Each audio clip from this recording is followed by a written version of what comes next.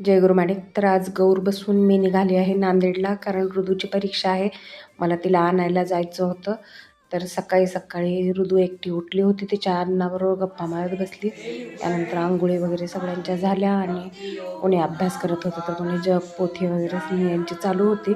त्यानंतर स्वयंपाकामध्ये मी वरण भात भाजी पोळ्या बनवलेल्या आहेत आणि मला आज निघायचंही होतं. लगेच चिवडासुद्धा करून ठेवला लेकरांकरता. आणि आम्ही आईस्क्रीम खायचं काम करत होतो आणि ह्यांचं कूलर दुरुस्तीचं काम चालू होतं. सगळा घरातला पसारा वगैरे आवरला आहे मी, कारण मला लगेच निघायचंही होतं.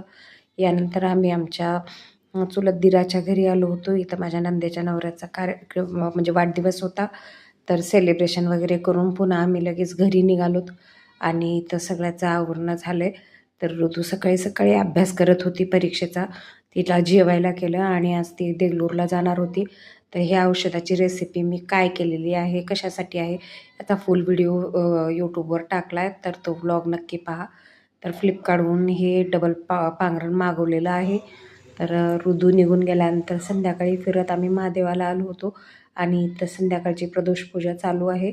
प्रदोषपूजा झाल्यानंतर आरती वगैरे केली. तर तब्बल 20 वर्षांना मी सुद्धा यांच्यासोबत आज पूजेला आले होते.